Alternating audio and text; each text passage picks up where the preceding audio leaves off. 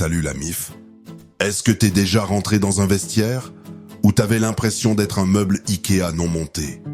Personne te calcule. T'entends des blazes, des blagues, des codes secrets. Et toi, t'es là comme un touriste sans traducteur. Frérot, c'est pas juste de la timidité, c'est le game de l'intégration. Et aujourd'hui, on va le décoder ensemble. Au menu. Pourquoi c'est important de s'intégrer? Comment fonctionne un groupe?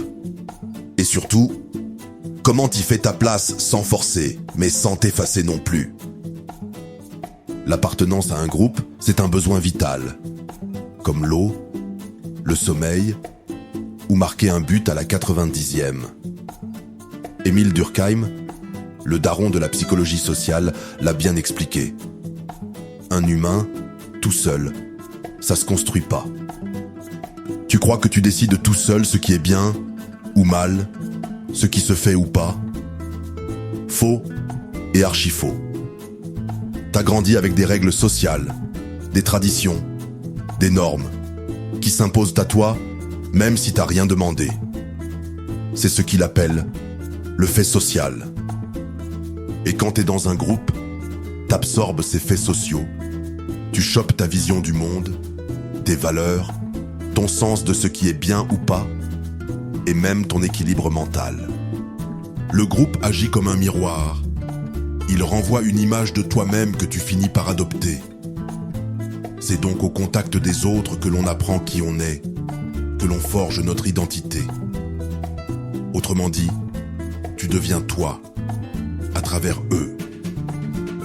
Enfin, appartenir au groupe te permet de te sentir reconnu, utile, valorisé. Résultat, t'es plus confiant et motivé. Mais si t'es exclu, là frérot, tu deviens zinzin.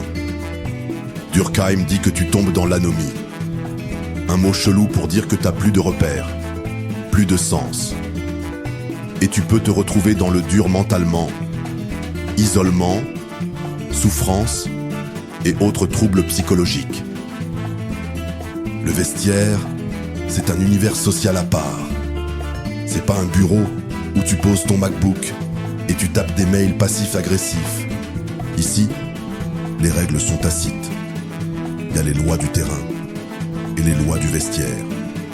Et celles-là, frérot, elles sont non écrites mais gravées dans le carrelage. Le sociologue Pierre Bourdieu appelle ça l'habitus. C'est la vibe intégrée du groupe. Comment on parle, comment on se tient, ce qu'on kiffe, ce qu'on tolère pas. Si tu viens avec ton « Bonjour les amis, vous allez bien ?» dans un vestiaire où ça se check avec des « Wesh mon ref tranquille » ou quoi, t'es mis à l'écart. Pas méchamment, mais subtilement. T'es pas encore connecté au Wi-Fi social.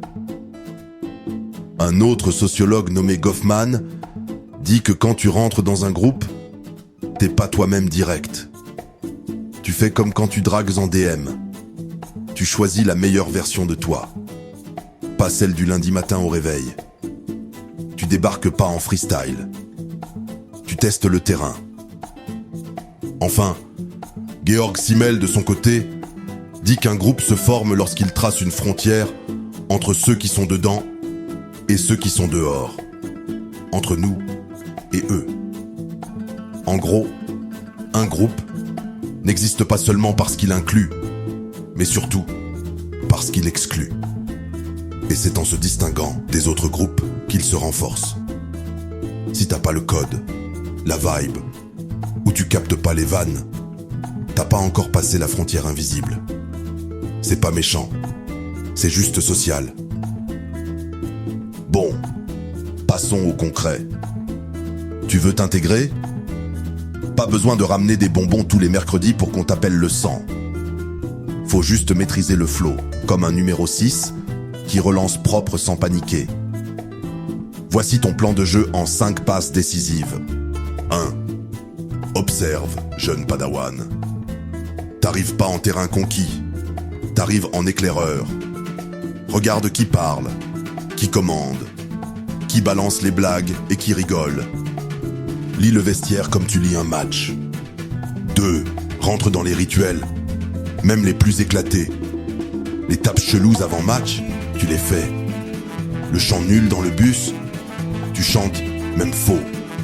Le bizutage où tu dois danser sur du Jules en slip, ça s'appelle le ticket d'entrée.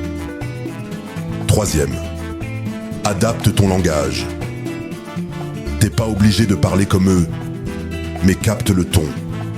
Si tout le monde se vanne et fait du second degré, viens pas avec des citations de Platon. Parle la langue du vestiaire, mais garde ton style. 4. Sois utile et humble, pas showman. Tu veux briller? Brille par ton taf, pas par ton ego. Dans le vestiaire, les héros discrets sont les vraies légendes. 5. Sois patient. Intégrer un groupe, c'est comme faire mariner un bon plat.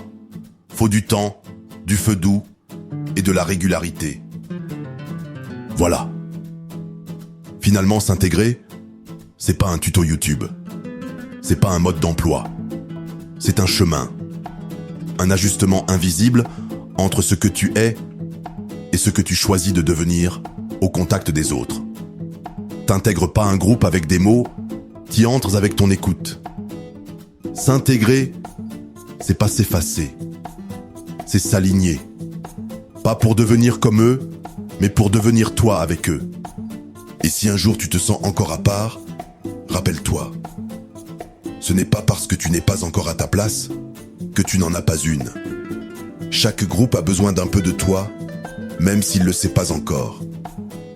Et toi, t'as besoin des autres. Pas pour exister, mais pour t'élever. Bonne intégration.